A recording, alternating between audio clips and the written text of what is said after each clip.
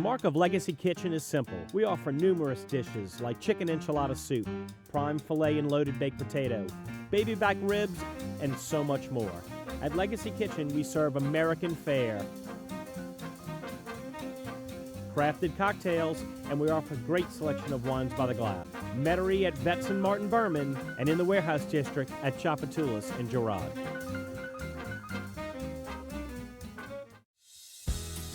Located at 649 Yetta Avenue in Harvey, Louisiana is Logo Express. Logo Express provides custom embroidery, custom screen printing, and a large array of clothes and accessories. Our new equipment allows us to take care of multiple large orders in a short amount of time. Logo Express provides logos for reunions, social or business club events, school organizations, and even items to wear to work. Logo Express Marketing, Inc., right next to West Jefferson High School, 504-367-7393. So here's the bottom line.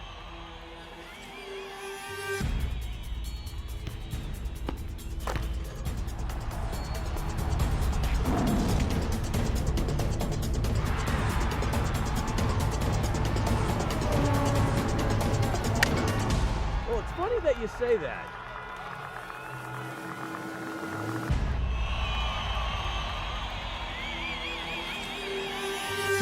Let me tell you.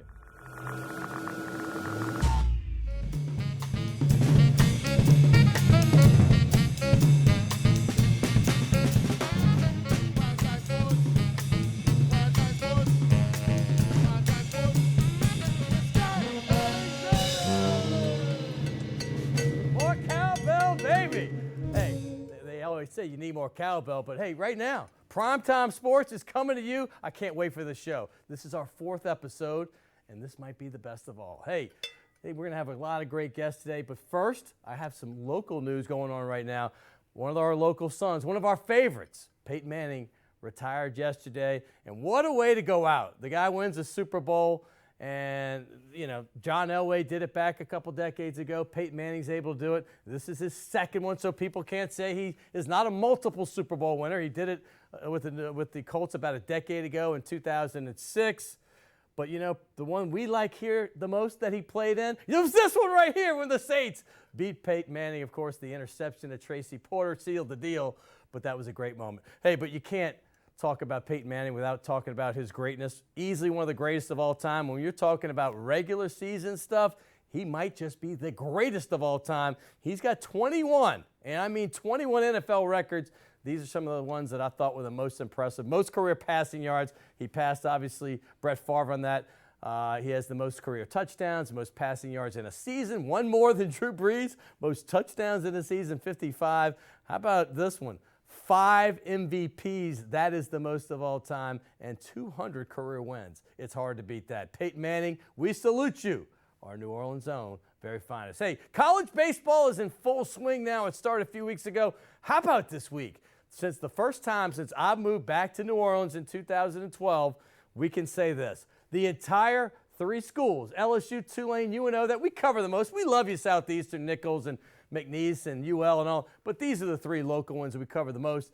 They all swept for the first time. LSU swept Fordham, LSU 9-2 now. Tulane, they swept a good Pepperdine team, and they won the 3rd one in a close game 4-3, but the other ones were just routs, and they're now 7-4. And UNO, the biggest surprise of all, they are now 9-2 under new coach Blake Dean. Congrats to them. They swept Pittsburgh this weekend. What a great start for the baseball season.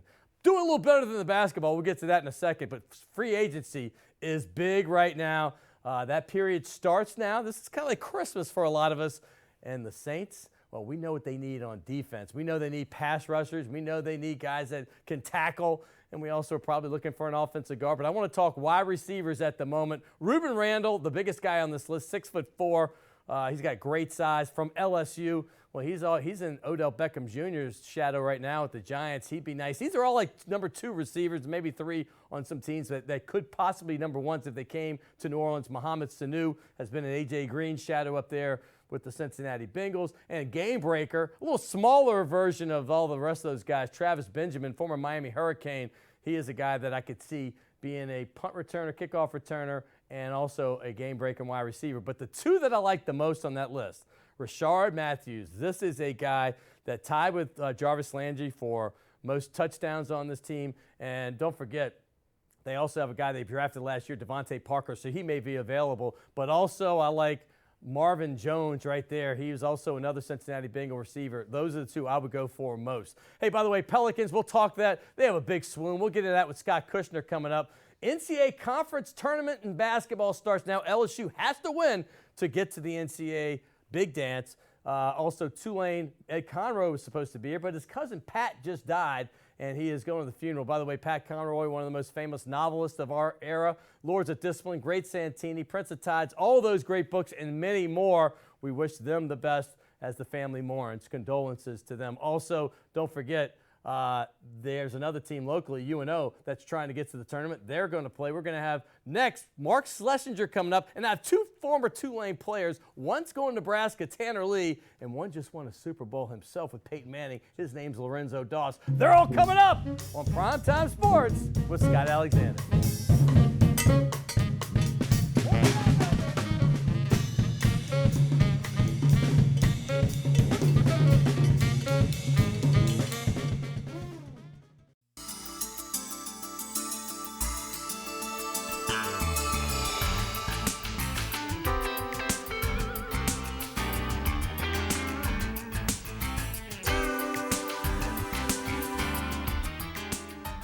Fridays at 7 p.m. on LAE.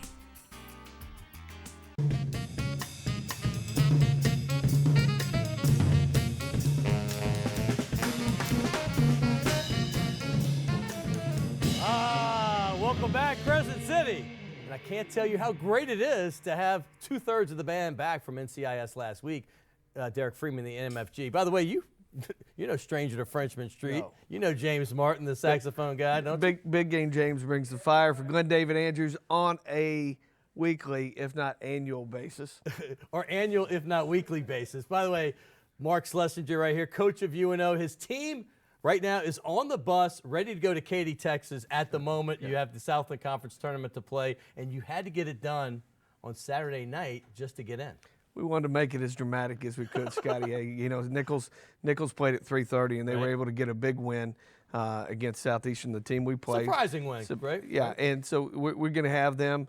We're going to play Southeastern again for the third time in 14 days. My goodness. So you beat, first of all, you won against your old team. You Correct. coached at Northwestern State with Mike McConaughey, legendary coach there up in Natchitoches, for 11 years. So you beat them 97-86. Christavius Gill, 38 points. Where'd that come from? You know, he's the most dynamic scorer under 5'8" in the country. If you want to see somebody that puts on a show on a nightly basis and plays with his heart on the sleeve, he's an amazing player, just a great kid. And to go against, you know, my mentor and boss that I was with for 11 years and the winningest coach in Louisiana college history, it was a great night. But we had a great crowd at Lakefront Arena, and it was a good energy. And for the guys to come back and answer the bell in a must-win back against the wall game, I was really proud of them. Coach, I'm happy for you. By the way, for those of you who don't know, Coach has been one of my best friends in the coaching fraternity since he's been in New Orleans. I consider you a good friend.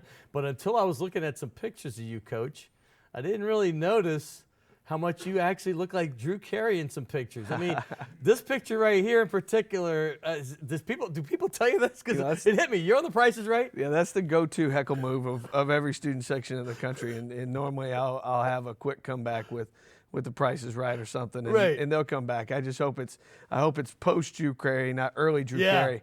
If it's early Drew Carey, I need to get on the fitness regimen pretty definitely good. Post, no doubt about it. Drew Carey, the guy that changed his whole look when he got on The Price is Right. Hey, one of the things I've noticed and I love with the games I go to since the beginning, you have this special relationship with the Special Olympics of Louisiana. And you have a thing called Sless's Stars. Explain what that means. Well, early on when I was an undergrad, I started a working relationship with Special Olympics going back in the 90s when I was in college. And well, I always knew that if I got a head coaching opportunity, I was going to reestablish that on a pretty regular basis. we're able to connect with Special Olympics of Louisiana. We do 3 to 4 clinics a year at Lakefront Arena for the local kids.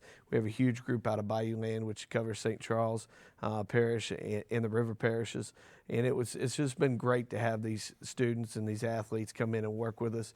And each night we recognize one before each game and talk about where they're from and get to see them on the court. And it's been neat to see the interaction between our student athletes and them because they've grown up together. And when you see kids that are graduating from St. Michael's Special School and you see our guys and they've been together for 4 and 5 years and they have a really unique bond and relationship because they're together, 5 and 6 times a year at clinics, and then they start coming to games. It's amazing. Usually they're very happy and jovial. Sometimes they don't want to get off the floor, and that happened the last game I went to. You had to get the players to actually carry the guy off. He was having a little bit of a fit, and he didn't want to get off. Is that common, or is that no? He got really excited, and so he did a great job, and we're lucky to have him. He's been one of our best stars.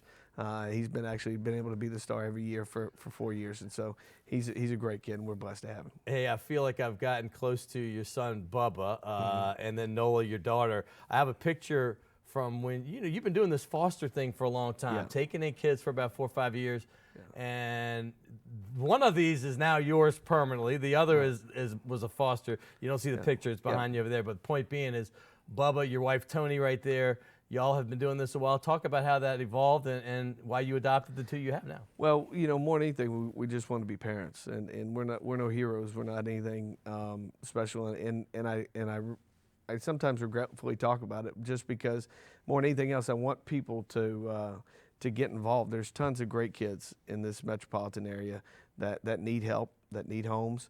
We've been blessed to have a house big enough to take some in, and it's a ministry piece that we think is our duty to give back to the community of New Orleans, but then as us wanting to be parents. And sometimes there's a lot of kids that just need a mom or a dad, even if it's for a season. I like to think of the foster care when we have kids in our house for foster care, that it's for a season. It's just like coaching a player for a year. I may have him for 1 year, I may have him for 2. Right. You may have him for a season, and you understand that, and they're going to come in and go out. But the impact you can have on those student athletes and on those kids can be lifelong and life-changing. We were really blessed to be able to adopt both my son Bubba and our daughter Noah Ann and have them, and it's amazing that just how it changes your life. And we're anxious to open our home again and hopefully begin. We're going to get a little space with them at 4 and almost 3. We need to get a little bit of breathing room. Hey, Coach, gosh, I can't believe it's been this long, but over 3 decades, maybe 3.5 decades, I played in the Catholic League, and you see some good coaching there.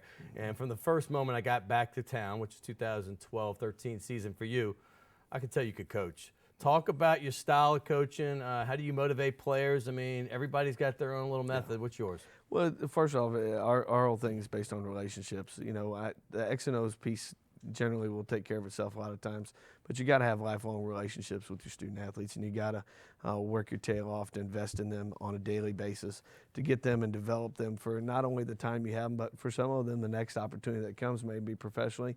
But I always look at it that you got 4 years to work with them, and you got to get them right for the next 40 years. That's on the floor, off the floor, life. Academics, and as simple as it sounds, you have to invest on a daily basis and try to get them as good as you can. From a basketball perspective, we're a very aggressive team. We're going to go and attack. Sometimes it goes to our detriment, but for the most part, it usually works out pretty good for us. And we're turning the corner of turning this program around and getting it back to the renaissance of UNO basketball that everybody remembers. As a high school kid, I loved watching Bobby Knight and particularly Isaiah Thomas, the 81 national championship team. That's my high school years in there. I had a dream to play for him one day. That dream died pretty quickly. But you grew up right there in that Mecca. I mean, right in the middle of Bloomington, Indiana. Talk about that growing up. I mean, that's a basketball state almost above all else. Yeah, it was amazing. It was what a life opportunity to go in. My mother's been an usher right next to their bench for 37 years. So as a kid, sneaking in and sitting up in the top of the bleachers and watching all the greats play. I was there the night he threw the chair. You get to see all these things happen. But more importantly, you saw guys play fundamental. You saw them play with integrity. You saw them play the right way. And, you know, we work every day to try to get our team to be a better passing team, a better defensive team, and a better shooting team. And we're going to do the simple things and try to play as fundamentally as we can and as fast as we can. But it's an amazing opportunity to sit there and watch a guy, whether you agree with his methods or don't. I don't always agree. I didn't agree with everything he did. Sure. But it was neat to see him and Gene Cady at Purdue and be able to see all those guys work, and Denny Crum at Louisville. Being so close to it. I was a kid in '76 when they went undefeated. '81 was when they beat LSU in the Final Four. '87, the improbable shot by Keith Smart, Baton Rouge native, right here in New Orleans. He hit that shot. They're back. They just won the Big Ten. I mean, do you still kind of secretly root for them on the side? Oh yeah, no doubt. We got to play their last season, which was a once in a lifetime opportunity for me. I had a dream come true for me, not just for me, but for all the guys that I went to high school with. They have so many of my friends and family there that night to be a part of it. But yeah, you still cheer for them. You got a couple seniors, Travis Avery from Country Day here. He's from Algiers, another guy who I love.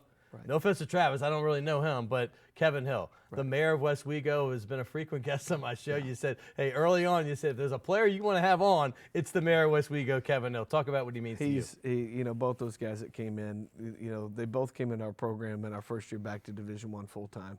They both knew that we weren't going to be postseason eligible for 2 years. They believed in what we were doing. They were bought into the university. They bought into the city of earning great degrees at the University of New Orleans, and then building a program, a championship level program back. Kevin, luckily we were Kevin's only scholarship offer. You talk about a guy that's under recruited. He and Alfred Payton were both teammates. You talk about two guys off the same high school team at Eric. Wow, right. That were so under recruited. It's amazing.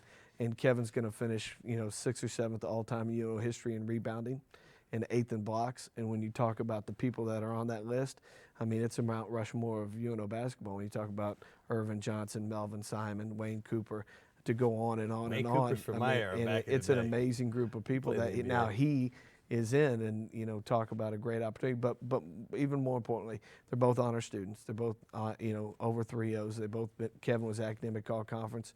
Both of them graduate in May. Kevin is a business major. Travis is civil engineering. It's what it's about. It's what it's about. Get on the bus. I know you got to get over to Katy, Texas right now. Okay. How about getting a little magical run for us? You got it. Get right through there. March Madness. You start off in Southeast Louisiana, then you don't want to upset my friends in Hammond, but then you got Houston Baptist hopefully the next night. If you don't mind, we have a little tradition here. We have everybody sign the ball. I know you're a basketball guy, but you can sign this football right here if you don't mind. Thanks. You got it. Thank you. Hey, by the way, we have a great show. This is just beginning. Hey, we're right there, Derek Freeman, the MFG, but we also have coming up next, Scott Kushner. We're going to talk Pelicans, touch Tulane a little bit, and then speaking of the Green Wave, we have a couple former players.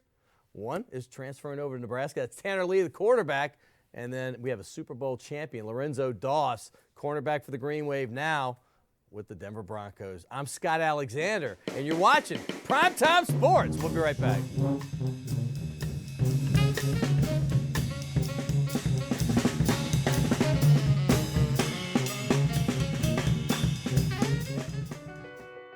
My life is full of statistics.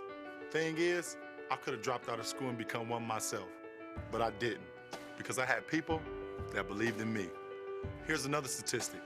7,000 students drop out every school day. That's one every 26 seconds. It's time that students know that we believe in them. Inspire a student and share your message of support at boostup.org.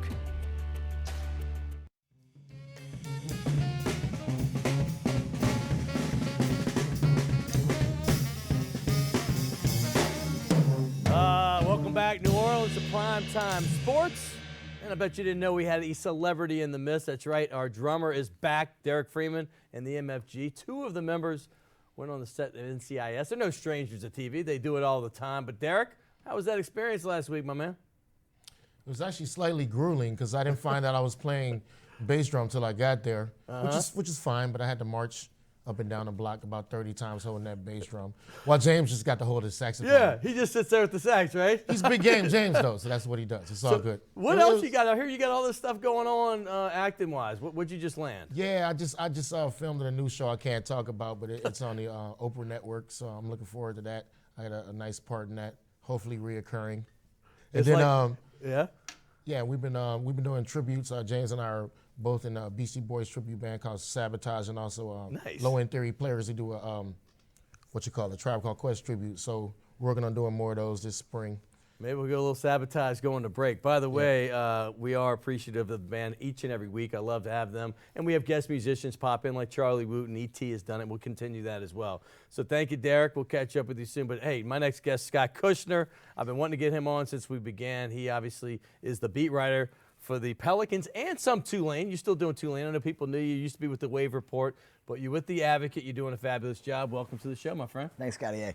One of the things you just finished doing, you got to do a couple days ago, the Tulane baseball game. Is this something that you've done before? Or tell me about the experience taking Graf's place. Not often do you fill in for the Graf, but occasionally he'll give up some space. He actually had a basketball game at the same time, and Gus was out in Connecticut doing the women's basketball game. They had a shortage, and you call on the last possible resort. You got the call, that though, was man. me. You got the call. By the way, I was at that basketball game. Yeah. And by the way, Gus was getting his pants beat off by UConn, unfortunately. That's I'm the only one who won. You got the W. You got the late victory, 4-3. By the way, speaking of the basketball game I was at, a lot of talk about Ed Conroy. You know, he's been here now for about a half dozen years.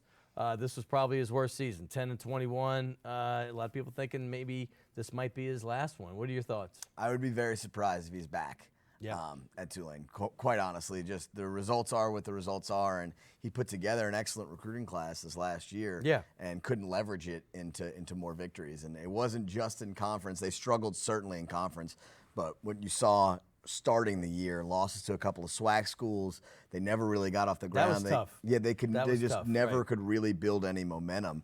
And by the time they got into the league, I think they didn't have a whole lot of confidence. And it's one of those, when one thing went well, the other things fell apart, and they had chances to beat UConn. They did beat Memphis. So you saw the potential there.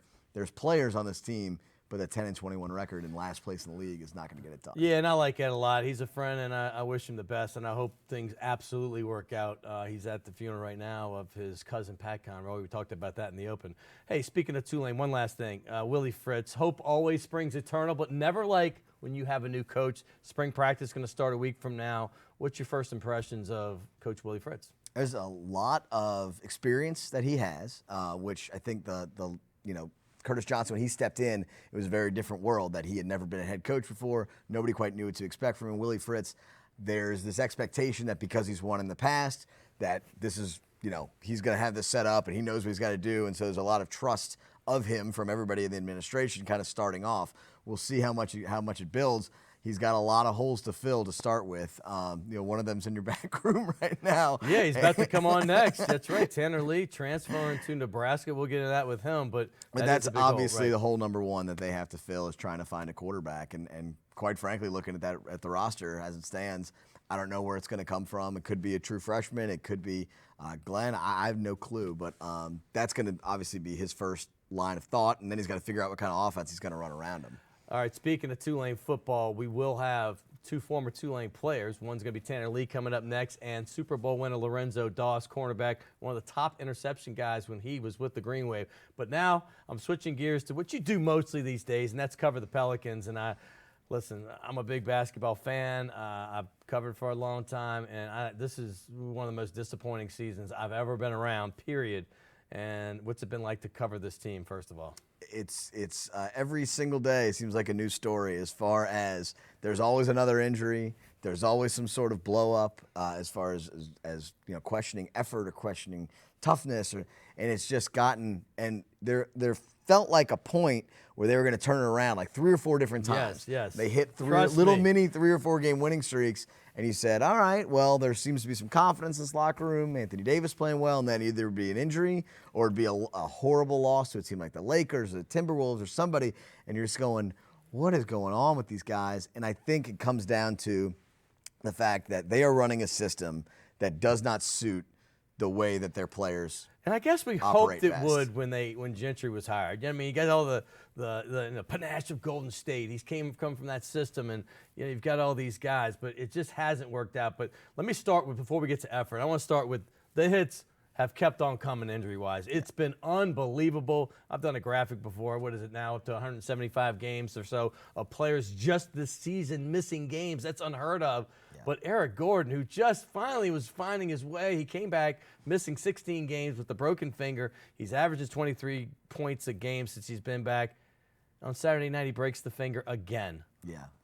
You just have to feel terrible for him. And he really was working so hard to get back. He was in the gym. Spoke to him in the locker room several times. He was optimistic that he was going to be, and he's a free agent this season. Very important for him to then go out. Tyreek Evans is already out for the year. Bryce Dejean-Jones signs his rookie deal. He gets hurt and immediately. the next game, I know. he's out for the season. It's unbelievable. And I'm going to say this, as far as Gordon goes, it's funny. Somebody put end of an era because, it was an article somebody wrote, a friend of mine, and then somebody followed that end of the error. Because the signing is like, this was the beginning of the end, really, for what the Pelicans/Hornets have become. When when they re-upped the contract that, they got the max offer from Phoenix and they matched it. And it's been downhill ever since. What's the future for the Pelicans and Eric Gordon? And it's not as though Gordon is, some bum player who's not doing anything and who's not trying. He's just overpaid. He's remade himself in these last 2 years to be a quality NBA player. He is. He's not the same player with explosiveness, but man, he can catch and shoot with the best of them. He's just overpaid. Right. And that's what it is at this point. And that's the big issue with everybody has with Eric Gordon. But he's not alone he's not the issue with this team. The issue with this team is you're trying to run a system that is based on this freedom of movement and pace and space and all this kind of stuff. And they don't have guys that either can do it, know how to do it, or really want to do it. And so what you've ended up with was Dell Demps tried to find a higher ceiling, and instead what he did was he let the floor out because he unleashed the guys. He basically said, let's bring all these guys back. We saw what they can do toward the end of last year, and maybe if we kind of take the shackles of that Monty Williams put on them, which was, they're running plays all the time, a lot of half-court offense. Right. If we open it up, get some pace, some space around Anthony Davis, they're going to explode, and the opposite is happening. But you mentioned, if you have pace and space and up-tempo offense and you're trying to pass around and then get it inside and hit the three-point guy, if you only have two guys that can legitimately hit a three, and one of them now is gone, Eric Gordon and Ryan Anderson, and Drew Holiday occasionally. But the point is, this is not Golden State. No. I mean, when you talk about players maybe not wanting to because of the system, does this have anything to do with the effort problem we're seeing this season? The effort problem is not a game-to-game issue. It's really more like there's been like 7 or 8 games this year where they just didn't show up. Right. When Dallas rested all their starters and still went out and beat them. When the Lakers came in and ended a 4-game winning streak. Those kinds of nights have happened. And that's more of probably a leadership maturity issue than it is anything else. But the system as it's set up, unless they shoot really well, they're not going to beat anybody good, hardly ever. And so it didn't take long to see it. Now, there weren't a lot of games where everybody was healthy, but it didn't take long to see it that Tyreek Evans is not the point guard that can work in this offense. Drew Holiday is to a degree, but he's not even the guy whom they need a true creator to get inside the lane, dish, and really create space. All right, there's several elephants in the room when it comes to the Pelicans, but I'm going to go to the one I think's the biggest. Anthony Davis's body language to me has been horrible. I mean, I'm being honest with you. We love him, great player, and it's not like he's not an effort player. He gives it all. He's diving into the stands. I get that. It's just the different feel you get. You're in the locker room a lot more than me. You're there all the time. But I'm going to show you a picture when he was drafted. Happy Anthony Davis. We got used to seeing this beautiful smile. That's AD right there. Okay, we saw that for 3 years. And then I'm going to show you just a picture. This is just this is the AD that I'm looking at right here. Yeah. Can you see this picture there? I mean, that picture there is kind of what I see. And then I'm going to go back, just so I go back to another picture of him early days, smiling again. That's the Anthony Davis we don't see anymore. Yeah. Tell me what you're seeing in the locker room. To me, he's even keeled in the locker room. I understand, if you can pick out images, and certainly this is a rough season. I'm talking body language. I can pick out any tape of any game, and I see a different player. And certainly I think there's frustration that has mounted this season for him, for everyone, when he thought that they were turning some corner as a team, and all of a sudden now they're, the 6th worst team in the NBA. As far as him being in the locker room, as far as him being a teammate, those guys all still love and respect him from what I can tell and what they say. Yeah. And he has remained even keeled and not. Does he have buyer's remorse, Scott? Of taking that contract? Yes. I don't think so, only because I truly think that he is appreciative of getting a max offer of that level. And I think that's security that anybody would take. Nobody's ever turned that kind of money down. So I understand that. Now, if he's not able to make an All-NBA team, He continues to say he doesn't care about it, but that's $23 million that he would be missing out on if he doesn't make an All-NBA team. And the only reason he wouldn't make an All-NBA team is because his team is so bad. I got to ask you, Ryan Anderson, this is another elephant in the room. A lot of things going on. Did they get anything of value? I keep defending the Pelicans on this because I don't think they were offered something that everybody else seems to think they were going to get, right? The trade. And then I'm going to make this a threefold question. He was benched Thursday night, second half, against the San Antonio Spurs. A little rumor of a dust-up maybe with Darren Erman about his defensive maybe effort. Mm-hmm. And I guess the last thing is, where's he going to be next season? So to start with, right. As far as Ryan Anderson is concerned, it's just a piece that in a lot of ways doesn't work with a lot of what they need to do. He's probably not coming back next year, regardless of the situation. Right. All right. Everybody in the league knew that. Right. So the offers that were coming in were more in terms of, here, take this, a longer-term liability, and then we're going to give you a little something that you want, but you're not going to be free. You're almost better off just Ryan Anderson walking. You keep the cap space and move forward from there. The deals that were coming in at the deadline were not good. Now, had they had good deals in the last 2 years, they could have, instead of giving up the first-round pick for Omer Asik, they could have given up Ryan Anderson. That's a fact.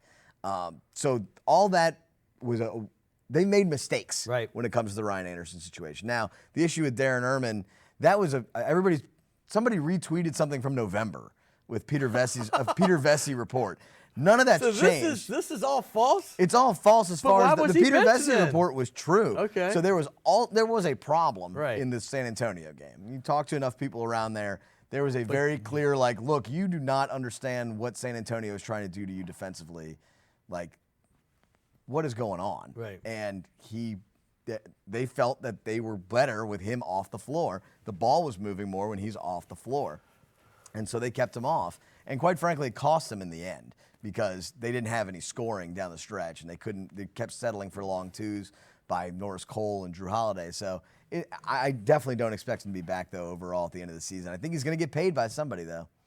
Well, I wanted to get to another elephant with Omer Asik because I have a picture of him grinning when he's signing the contract, and he's all happy right there. We didn't get to that. But also, before I go, there has been one pleasant bright spot, and we don't have time to get to it, but Drew Holiday's play since he got off the minutes restriction has been nice to watch. And I know you've been a champion of saying, hey, he's been an indispensable guy. But, hey, by the way, we have the tradition now. It's a new tradition. We have the Hall of Fame wing on this ball right here, the Ricky Jackson, Bobby Hebert, Deuce McAllister. We have a wing, but we also have a little media wing back here. So, the 5'6" and under league right there.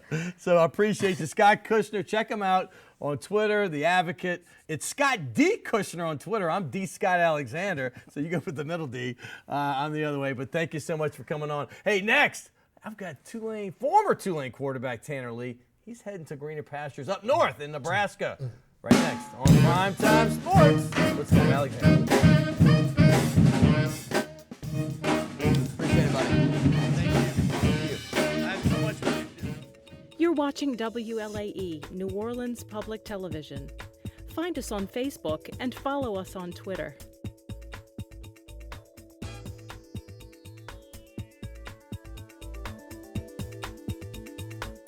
North Shore Basketball Training Center is located at 70239 Highway 59 in Abita Springs.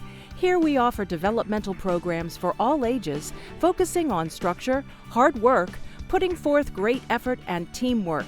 North Shore Basketball Training Center also offers year-round basketball teams, leagues, camps, speed and agility conditioning, and other programs to help enrich our students. North Shore Basketball Training Center, 985-373-7367 or NorthShoreSportsplex.com. Located at 109 Wall Boulevard in Gretna, Uniforms by Logo Express provides school uniforms, medical wear, hospitality wear, safety and industrial wear, and so much more. We offer a number of locations on both sides of the river. 2 in Chantilly, 1 in Woodmere, and our main store located in Gretna. Uniforms by Logo Express. Your brand starts here.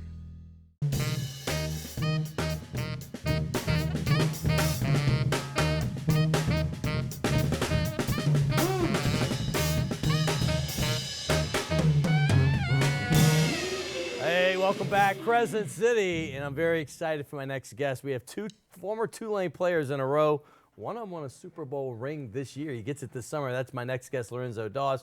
But when I first started the idea of having this show, and I was running through people that I thought might be great guests, immediately my next guest comes to mind, and it was you. Tanner Lee, quarterback. Appreciate it. Now for Nebraska Cornhusker. He's not there yet. He's still on Tulane's campus, finishing the semester. But great to have you, my friend. How you doing? It's great to be here. Thanks for having me. Absolutely. By the way, you're no stranger to the media. You've been a media darling ever since you got to Tulane. My previous guest I just had on, Scott Kushner, was the former beat writer for the Wave. He still covers them some, but there he is interviewing you. Do you remember that day? Yeah, I do. Yeah. Do you remember that? He's definitely one of my favorite guys. You know, we talk outside of the interviews, and I definitely built a good relationship with him. He's always spoken very highly of you. You know what I just thought of in just this very moment? Your first year here, there was a guy that came in. Well, he might have already been here, but I mean, you ended up competing against him, and it's Joe Montana's son. Yeah. And I think most of us, because he had some injury issues and he was in and out of the lineup that first year he played, I think most people thought that it was going to be his job for his senior year. And all of a sudden in the spring, Scott Kushner was the one that told me, this made me think of it, seeing that picture, that no, man. And, you had the other guy that played on the, high school football on the West Bank. What's his name? Devin Powell. Devin Powell. Yeah. And they thought it was a two-horse race. And then all of a sudden, Tanner Lee, the redshirt freshman, started coming on. They said, this might be Tanner Lee's job to lose. When did you know that? And what did you first think when you knew that you were going to be teammates with Joe Montana's son? Oh, it was not too long after signing day. The coaches called and said, look, we're going to sign this kid. He's Nick Montana. He's actually Joe's son. They waited till after signing day, though, right? Oh, of course, Joe's son. But I knew I was going to have to come in and work and earn my spot. And they told me it wasn't going to be any different. You come in and if you earn the spot, you can earn it just like Nick can. And I ended up winning the job. And Nick was a great teammate. He always was, and he helped me. He had a lot of experience that I didn't have, and he helped me with preparation and a lot of things going into the season. Yeah, Nick was a great guy. He was a guest on the show when I was doing the radio part, and he was always very cordial. Always spoke highly of you, by the way. Even after he lost the job, he was like, yeah, he won it fair and square. So class act all the way around. By the way, just so you know, Nick had gone to Washington to play, transferred over to a JUCO, and then he came to Tulane. So that's why it was after signing day. But let's get to what everybody, I think, wants to know about. You picked Nebraska. You're transferring. Well, why Nebraska? Well, it was just a great opportunity. I was extremely blessed to have, have some connections over there and be able to build relationships with Coach Mike Riley and Coach Danny Langsdorf. And, they brought me up on a visit, offered me, and, it's not hard to sell Nebraska. It's a great football town. There's nothing but great passion from all the fans, and they love their sports there. And, it's a good fit. I have to sit out a year, but I'll be able to, compete for a job, and I think I have a good shot. And, I'm just taking that and looking to earn it. Well, I'm a kid of the 70s, so I grew up with Nebraska being a power. The 80s, they were tremendous. The 90s, they had the back-to-back championships. I'm going to say this. Nebraska, if you took that 3-decade period, I would say that was the best. And their competitors, Oklahoma was up there, Miami for a stretch, and there's other, Notre Dame. But when you look at the entire 3 decades, they were the school that I would pick to be number one. What are your thoughts when you hear that? Yeah, absolutely. They have an unbelievable tradition, and I think that was also important for me. And the way they run their program is so engulfed in their tradition. And I'm looking forward to being a part of that. And I want to help get them back to be on top. And I think they're headed in that direction, especially with the new coaching staff. And they got a lot of great players there, and it's an exciting time. What sold you on Mike Riley? We just saw the picture. He's giving that little Uncle Sam little pose. I want you right there. Yeah. What sold you on him? Well, his reputation precedes him for sure. He's a unbelievable guy, and very likable, great coach, and we were able to build a good relationship.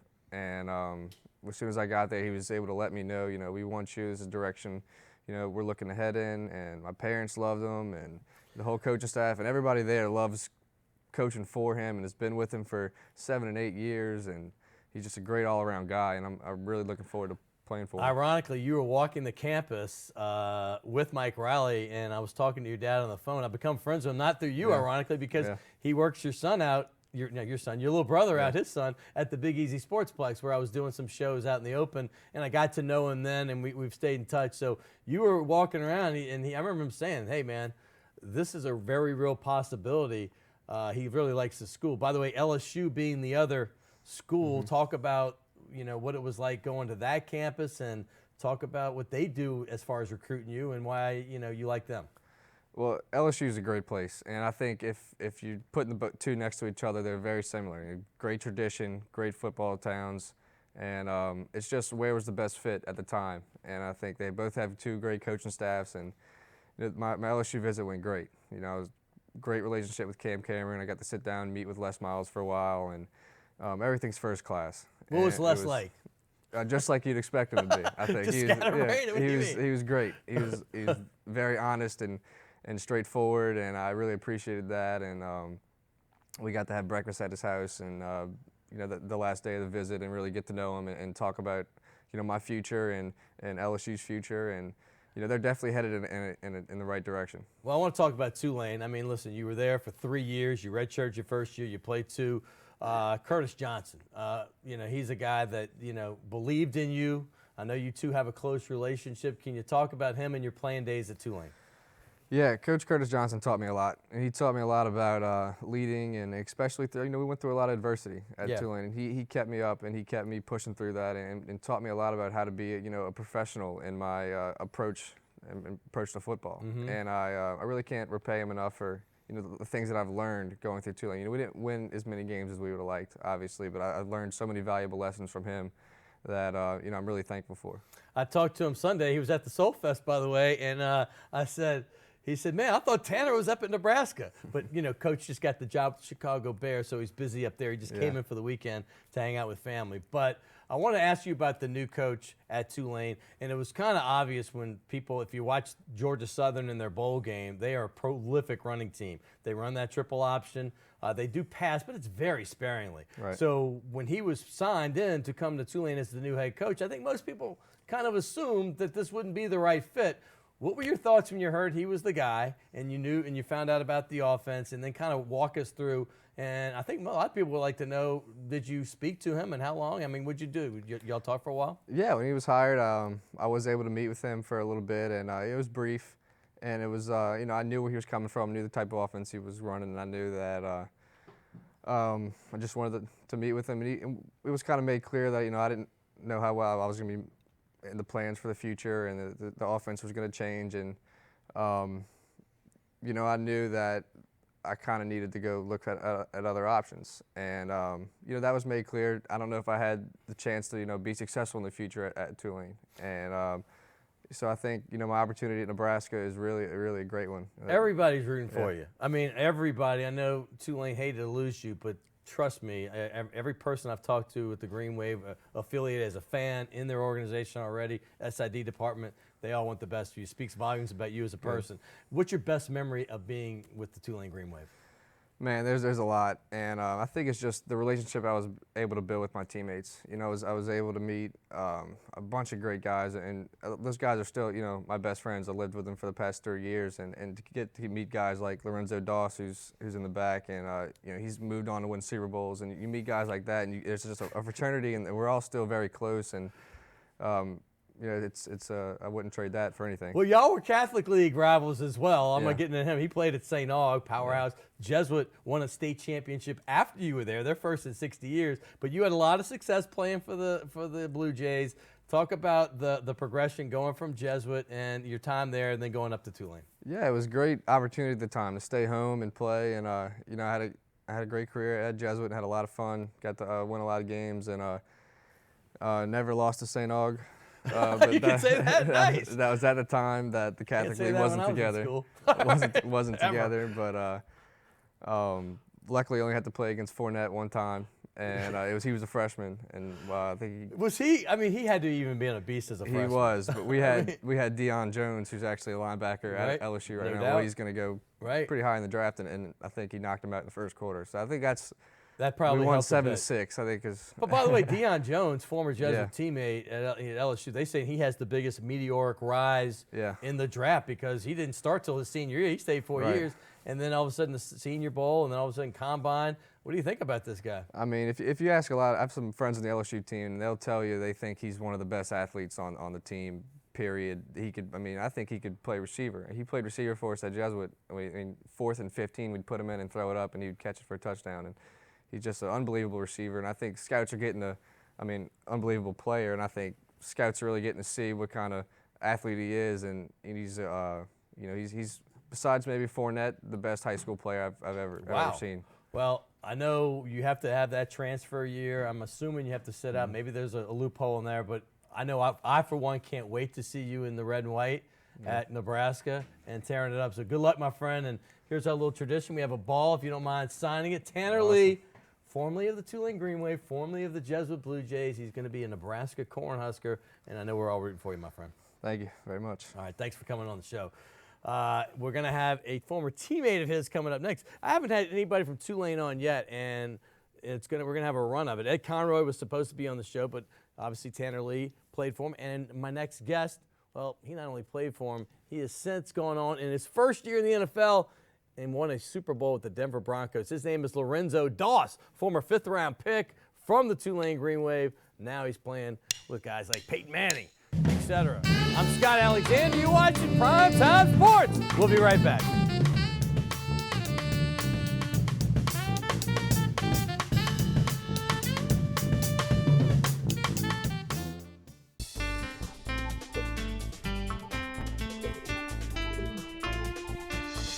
Mondays at 6 p.m. on WLAE.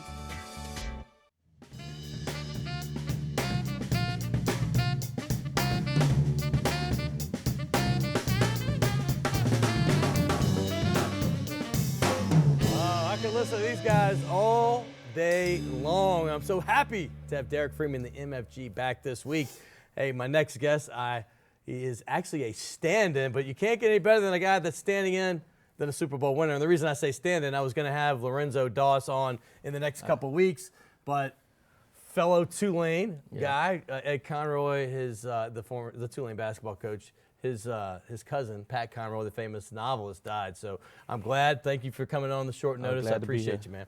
Hey, first of all, you're a rookie. Yeah. This is not supposed to work this way, where you go to a team and now you have a Super Bowl ring coming your way this summer. Talk about this whirlwind year you've had. Oh, man, it's a blessing.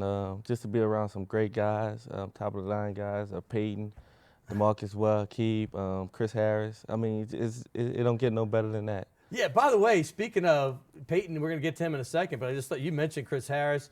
There's Aqib Talib, T.J. Ward. I mean, you guys have a star-studded defensive backfield. What's it like learning from these guys? I mean, this is the cream of the crop in the NFL. In meeting rooms, they would go back and forth, just their thoughts about the game plan.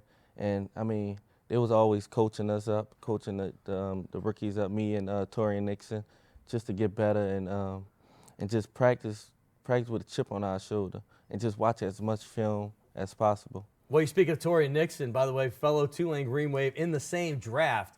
Lorenzo Doss goes in the 5th round. Torian Nixon goes in the 7th round. 2 teammates. What was that like to have, a guy that you play with for the Green Wave going with you up to share your rookie experience? Oh, it was great. As soon as I seen his name come up on TV, I called him right away. Right. And I could hear he was emotional on the phone. So I just congratulated him. And when we first got to Denver, we would always just talk about just practice and how we could get better because they had to stand together. We was roommates. So we always would just communicate on just a football level. We would wake up in the morning and just talk about how we would get better that day. And it's a blessing just to be in this spot, win a Super Bowl, and just be a part of a great organization. You're one of the best ball hawks in the country. I mean, you were right up near the leader of interceptions when you were at Tulane. I mean, always at the place at the right time, and that's not luck. I mean, people are like, oh, it just happened to be that way. No, you had a nose for the football. Denver recognized it. You got to play with a fellow New Orleanian, okay? Torian Nixon's one, but Peyton Manning, who retired yesterday, what's it like, the sheriff? I mean, what's it like, you two being from New Orleans? I know he loves his New Orleans roots like most of us do. Talk about being able to be on the same team with him and get to know him. It was great. We would always joke around about getting crawfish back up to Denver. And then it was just, I would always try to get in his ear just to talk to him just about just life. And we'll talk about Mardi Gras. He asked me, no, we was in the Super Bowl, so Mardi Gras, it happened early this year. So we'll talk about if we were going back next year to Mardi Gras. And I would ask him, do he go often, like in the off season? And do y'all really call him the sheriff? I mean, yeah, what are the names you call him? We call him the sheriff. Old man. P Money. P Money. The GOAT. Just whatever, and whatever we feel like it. Now you got Brock Osweiler coming in. I mean, you know, it looks like he's going to be the guy again. He started some games. Talk about what he's like as the quarterback for the Broncos. He would be a great fit. You could tell what he did this past season, coming in when Peyton got hurt and just doing a heck of a job. In the first half, he was the MVP, if you give him that. Yeah. Seemed like the team faltered a little bit in some of the second halves, but he's going to be a great one. Hey, this time of year, the Combine just happened. I wanted you to take us through this. We have a couple pictures of you when you were at the Combine, and it's only a year ago. Yeah. I mean, you know, you don't know. You're hearing people in your head, some even telling you might be a first rounder. You told me this because you're on my show. I remember I was thinking projecting you maybe third round. When you're going through the Combine, what are your thoughts on, like, what do you need to do to impress these guys? Well, I just wanted to go to the Combine and just perform the best I could do, catch every ball, run a fast time, and I was just training for it. I mean, you just have these thoughts from everywhere.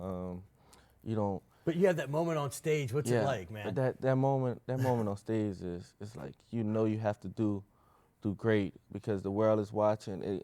There's no redos. There's the coaches sitting on one side of the bleachers and just watching and just seeing how you act, your body language throughout the whole experience. And I just wanted to put on a show. Hey, I got to talk about the draft because obviously that's the next thing in line. And, you know, that day of the draft, you're sitting there, you know, it's a 3-day thing. And, you know, they had the first day, which is the first round. And then you have the second day, which I think is the next couple rounds. And then you go into the third day, and then you're like, oh, man, I don't want to be a third day guy. But now you're in the third day. What are your thoughts? We have a picture of, you know, the draft thing when you're at Tulane and, you know, you see the 64th pick and your fifth rounder from, you know, going to the Broncos. Take us through that entire draft time and what your thoughts were. Man, it was a long 3 days. I mean, when that third day came, we sat around the house and we were just thinking, like, I don't know. I was thinking, I don't know where I'm going, what city I'm gonna be in, what type of teammates I'm gonna be playing with, and I got the call. When I got the call, I seen Denver, Colorado, and I talked to Mr. Elway, and the rest is Mr. Elway. History. I mean, think about that. Yeah. It's not just any GM or owner calling you. It's John Elway, one of the greatest quarterbacks of all time, one of the greatest players in history. Like Peyton, got to retire right after he won a Super Bowl late in his career. What was it like getting the call from John Elway?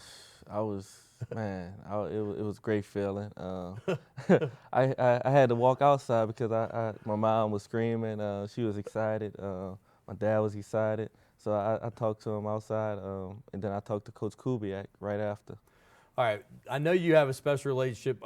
You should have been on my first show because it was the cornerback show. I had Jabari Greer, who I think, in my opinion, is the best cornerback that's ever played for the Saints. And there's a couple others like Dave Waymer, but Delvin Breaux wants to be that guy. And I'm not going to bet against him because he was also on that show. And I know you two, you're not around the same age. You're about 4 or 5 years apart, but you two are still good friends, right? Yeah, we're good friends. Growing up, Delvin played with my older brother, Lee. And so we always kept a relationship. And I played with his younger brother, and we the same age. So I will always talk to him, and I tweeted him a couple days ago. I just saw it. No, Yeah. I went to your thing. By the way, I'm now your 4,711th follower because I followed you this morning. No, but you tweeted out, hey, back at you, homie. You had a shot of him doing something. So you two obviously go back and forth a little bit. Yeah, we always talk, come across each other and communicate. And he's a great athlete. He's one of the best cornerbacks I ever seen play the game. And he could hit, he could cover, he's fast, and I'm enjoying watching them. All right, I think something that would surprise people outside of the Tulane family, and particularly outside Louisiana, is the depth of the defensive backfield you had when you were with the Green Wave. You know, your good friend Darian Monroe, who I love, you know, I believe he was at East St. John. He might have been the highest rated of all of y'all. Yeah. I mean, he was a Texas A&M commit. That's him on the right there. And, you know, you had Batiste coming in that year. You had Torian Nixon. You've had Perry Nickerson. I mean, you've had some really nice players in there that are NFL caliber players. Talk about your time with Green Wave and talk about those guys. Well, with Tulane, we had some great coaches. Lionel Washington. Yeah, I mean, Lionel you have one of the Washington. greatest of all time. I mean, seriously. Yeah, we had Lionel Washington, Coach Rollins, Jason Rollins. Yep. I mean, we had some great coaches at Tulane, and they always put us in the right position to make plays, and we took it amongst each other just to stay in the film room, watch film. Me, Darian, and Jordan, we was roommates, so we always talk just about. I remember one game. It was after we had lost. Yep. So we was in each other's room, and Jordan came. He was like, we all gotta be the difference makers on this team. We have to make plays in the secondary end of it, and I mean it changed. You had Lionel Washington as your coach. I mean, he's a local legend. Played at Lutcher, played at Tulane, was great. One of the best defense. Played double-digit years in the NFL. Was quality all the way through. Started his entire career. Then he was a coach with the Packers. He coached all around as well. I mean, what kind of advice did he give you? Oh, he told me just to stay focused. If a ball come my way, I have to make the play. If I undercut a route, I got to be able to pick it off. And that's the reason I played like I played, because I mean, he was just always in my ear, just motivating me to be the best I could be. And I always stay in contact with him, because he's a great coach and a great person. All right, I got to bring this up because the Purple Knight family would be all over me if I didn't. I talked about, Tanner Lee's time with Jesuit. You played at St. Aug. Great history. Your high school coach, David Johnson, ends up being assistant coach at Tulane. Talk about your days with St. Aug football. Oh, it was great. I mean, that's him on the right, by the way. All right. There's not another school in the country like St. Aug. I was just there a couple days ago, but just playing for Coach Dave, just playing for the Purple Knights, it was great. I was playing with some great teammates, Leonard Fournette, Tyron Matthew, Trey Turner, some great guys. NFL stars. Yeah. I mean, well, Leonard will be, but the other two for sure. One of them started in the Super Bowl against you, Trey Turner. I had some great guys I was playing with, and it was just a great experience there. Tyrann Mathieu, you two are still close? Yeah, we still close. I seen him not too long ago. What a great story, huh? Yeah, I mean, great story. It's the most heartwarming thing I've seen lately, along with Delvin Bro. Here's our tradition. Get you right in here. We got that little wing for you right there on that ball. Super Bowl winner right here. Lorenzo Doss, he's going to have a ring in June, man. Yeah. I mean, come on. People wait their whole career. Dan Marino still don't have one. He's never going to. And Lorenzo Doss gets it in his first year. Congratulations. Thank you. Thank you so much for coming on the show. Thank you for having me. It's an honor for all of us here to have you here, okay, my friend? By the way, next week we're going to keep this going. Hey, NCAA tournament is going to be in full swing next week. So John Brady, the former LSU coach who's retiring after this week, is going to be our basketball correspondent each and every week. He's going to come in the studio and talk about the NCAA tournament. I'm very excited about that. We have possibly the Marty father-son combination. Rich Marty and his son Michael, who's a linebacker for the Saints. They look to be coming up. And I'm going to have another father-son combination coming up with Herb Tyler, the former LSU quarterback, and his son Jay, who played at Newman previously, now is at Stanford. He's going to be in for spring break, so I'm going to have them on. So we have a lot of great things coming your way on Primetime Sports. But in the meantime, when you're home, in front of your computer, each and every day I post stuff. I put stories up, put videos up on the Saints and the Pelicans, and it's SaintsInsider.com and PelicansPride.com, part of the Scout.com family. Very proud to be a part of them, and I'm putting an average of 3 to 5 stories a day on both those sites. You can always catch me on Twitter at @DScottAlexander. Very easy to remember, and look forward to this. And I'm very also honored and grateful to have this band each and every week, led by my man Derek Freeman and the MFG, James Martin, Devin Taylor. Do your thing, folks. We'll see you next week on Primetime Sports with Scott Alexander.